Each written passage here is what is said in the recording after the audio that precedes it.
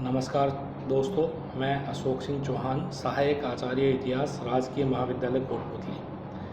आज के इस वीडियो में हम बीए तृतीय वर्ष के द्वितीय प्रश्न पत्र के विश्व के इतिहास का प्रथम अध्याय पर चर्चा करेंगे, जिसमें हम पुनर्जागरण के कारणों की चर्चा करेंगे। हमने हमारे पूर्व के वीडियो में पुनर्जागरण के अर्थ की चर्चा की थी।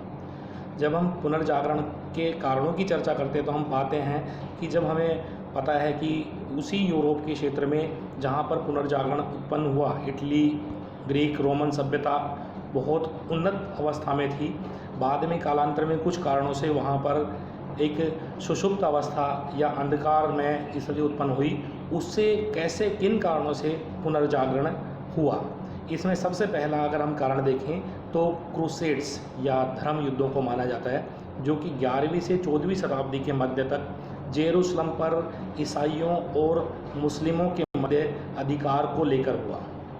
ये इन युद्धों के परिणाम स्वरूप 2-3 ऐसे घटनाक्रम हुए। एक तो जो पूर्व के संपर्क में आए, जो यूरोपवासी थे पश्चिम वाले, वो पूर्व के संपर्क में आए और बहुत सारा ज्ञान प्राप्त हुआ, विचारों का आदान प्रदान हुआ। दूसरा, इनके अंधविश्वास टूटे। तीसरा, इनकी जो चर्च में अटूट आस्था थी कि चर्च के रहते हुए इनके साथ कुछ गलत नहीं हो सकता, वो आस्था टूटी और चर्च में इनका विश्वास कमज़ोर हुआ और तर्क के आधार पर आगे बढ़ने लगे। इसके अलावा दूसरा जो कारण है वो है व्यापारियों का पूर्वी देशों के संपर्क में आना, या हम कह सकते हैं कि भाई व्यापार वाणिज्य का विकास। दूसरा कारण है व्यापार वाणिज्य का विकास। व्यापार वाणिज्य के विकास के परिणाम स्वरूप 2-3 घटनाक्रम हुए। एक, व्यापारी जो थे वो पूर्वी देशों के संपर्क में आए, जिससे विचारों का आदान प्रदान हुआ। दूसरा, चूंकि व्यापारियों द्वारा दूर देश की यात्रा की जाती थी और व्यापार में सूदखोरी को अपनाया जाता था, जिसका चर्च विरोध करता था, वो शिथिल बढ़ा। तीसरा, इससे आर्थिक संपन्नता आई, जिससे विद्वानों और कलाकारों को आश्रय मिला और इसके परिणाम स्वरूप बड़े बड़े शहरों का उदय हुआ, जैसे मिलान, फ्लोरेंस, वेनिस आदि, जो कि कालांतर में पुनर्जागरण के केंद्रों के रूप में उभरे।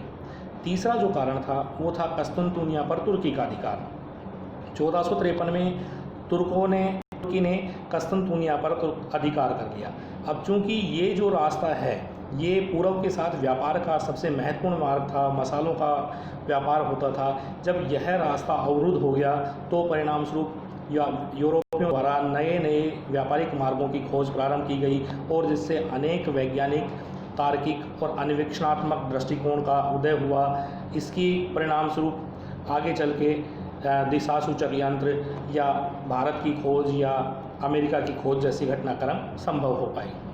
चौथा जो कारण था वो था अरब मंगोल संपर्क। अरबों का मंगोलों से संपर्क हुआ और इसके बाद अरबों का फिर यूरोप वासियों से संपर्क हुआ, जिसके परिणाम स्वरूप मंगोलों द्वारा जो भी विचार और जो भी आविष्कार किए गए वो सीधे यूरोप पहुँचे।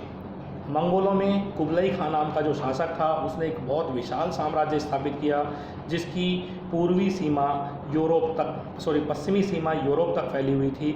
और कुबलई खां के समय अनेक विद्वान हुए, कला साहित्य के क्षेत्र में बहुत विकास हुआ और यहीं से इनके परिणाम स्वरूप स्थापत्य कला, इनके परिणाम स्वरूप छापा खाना, बारूद, इनकी वजह से अरबी गणित, कागज़, दिशा सूचक यंत्र, इन सभी ये सभी यंत्र या ये सभी आविष्कार जो कि मंगोलों द्वारा किए गए थे ये यूरोप तक पहुँचे और इन्होंने कहीं ना कहीं पुनर्जागरण की जो दिशा है वो तय की, पुनर्जागरण का मार्ग प्रशस्त किया। इसके अलावा इन मंगोलों ने जब अरबों को परास्त किया तो अनेक अरब व्यापारी भागकर यूरोप चले गए और अपने साथ बड़े पैमाने पर पुस्तकें और नवीन विचार लेकर गए, जिन्होंने यूरोप में पुनर्जागरण को बढ़ावा दिया। इसके अतिरिक्त अगला जो कारण है वो है छापे खाने का आविष्कार। छापे खाने का आविष्कार जो है वो अरब मंगोल संपर्क के परिणाम स्वरूप यूरोप में पहुंचा और इसके परिणाम स्वरूप पुनर्जागरण को दिशा मिली। छापे खाने के संदर्भ में अगर हम कह सकें तो जर्मनी के जोहेंस गुटेनबर्ग ने सबसे पहले छापे खाने का आविष्कार किया था और इसके परिणाम स्वरूप क्या है कि अनेक सारी किताबों का छपाई हुई और पुस्तकें जो छपी आम लोगों तक ये पुस्तकें पहुंचने लगी। बाइबल का भी बड़े पैमाने पर छापे गए, जिसकी वजह से बाइबल का ज्ञान आम जनता तक पहुंचने लगा और पादरियों और चर्च का प्रभाव कम हुआ, जिसके कारण भी पुनर्जागरण को दिशा मिली। इसके अलावा अन्य जो कारण है वो है सामंतवाद का पतन। सामंतवाद के पतन के परिणाम स्वरूप भी पुनर्जागरण का मार्ग प्रशस्त हुआ।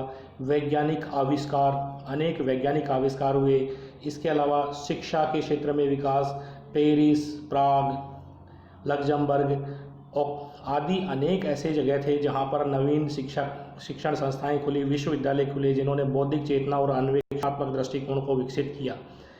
इसके अलावा एक स्कॉलस्टिक विचारधारा जो थी, जो कि तर्क और धर्मशास्त्र दोनों के मध्य सामंजस्य स्थापित करने वाली विचारधारा थी, उसने भी पुनर्जागरण के विकास को प्रोत्साहित किया। इन सभी कारणों को से ही 14वीं से 16वीं शताब्दी के मध्य यूरोप में जो नवीन तार्किक, अन्वेषणात्मक, वैज्ञानिक दृष्टिकोण पैदा हुआ, जो कि मानववाद पर आधारित था, उसने पुनर्जागरण एक नवीन विचारधारा, एक नवीन समय, एक नवीन दिशा उत्पन्न की और उसी को हम पुनर्जागरण कहते हैं। धन्यवाद। हमारे अगले वीडियो में हम पुनर्जागरण इटली से प्रारंभ क्यों हुआ, इस पर चर्चा करेंगे।